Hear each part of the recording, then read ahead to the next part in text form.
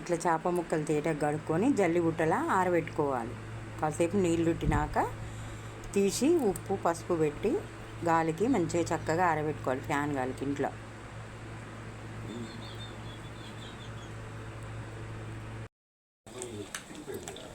ఇట్లా మంచిగా ముక్కలు గాలికి ఆరబెట్టుకొని ఇట్లా ఫ్రై చేసుకోవాలి. ఇట్లా డీప్ ఫ్రై చేసుకొని తర్వాత పోపు చేసుకొని పచ్చడి కలుపుకుందాం. తర్వాత చూపిస్తా. ఓకే. ఇంకో 2 కిలోల చేపల పచ్చడికి కావలసిన కారము, ఇంకో మిరపకాయలు మంచిగా కొట్టించుకొని కారం చేసుకొని పెట్టుకుంటాము. ఇది ఇంకో గరం మసాలాలు, పట్ట చెక్క ఇవన్నీ వేసుకొని పొడి చేసుకుంటాము. వేయించుకున్న జీలకర్ర మెంతుల పొడి, మసాలా, అల్లం వెల్లిపాయ పేస్టు, జీలకర్ర మెంతులు వేయించుకున్నవి ఇవి. ఇప్పుడు పోపు చేసుకుందాము. వేసిన జీలకర్ర ఆవాలు వేస్తున్నా. మాట్లాడింది జీలకర్ర ఆవాలు వేసినాక అల్లం వెల్లిపాయ పేస్ట్. 2 కిలోల చేపలకు 3 స్పూన్లు వేయాలి.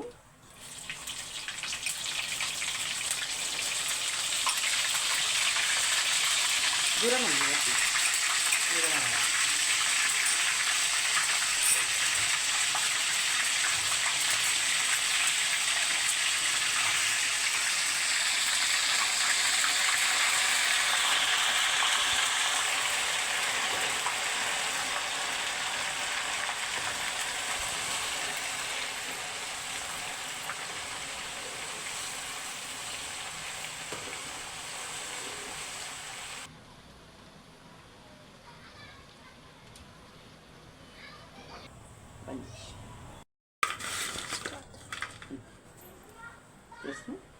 ఇంకో పోపు వేసిన తర్వాత ఈ చేప ముక్కలన్నీ ఇందులో వేసుకోవాలి.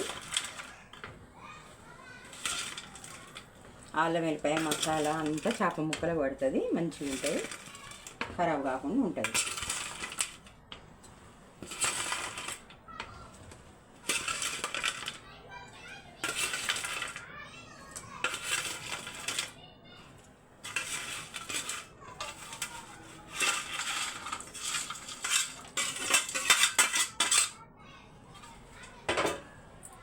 అన్ని చేప ముక్కలు అందులో వేసుకొని మంచిగా కలుపుకోవాలి. ఈ మసాలా అల్లం వెల్లిపాయ ఈ మొత్తం చేపలు పట్టిందాక మంచిగా కలుపుకొని జర కొంచెం చల్లారినాక కారం వేసుకోవాలి.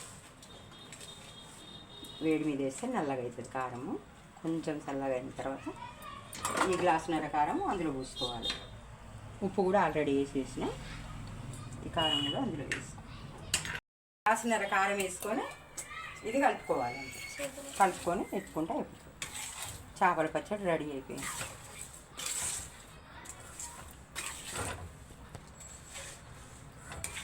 ఇట్లా మంచిగా అంతా కలుపుకొని ఇట్లా ఉండాలి. ఇట్లుంటే నూనె అది కారము గ్రేవీ అంతా మంచిగా వస్తుంది.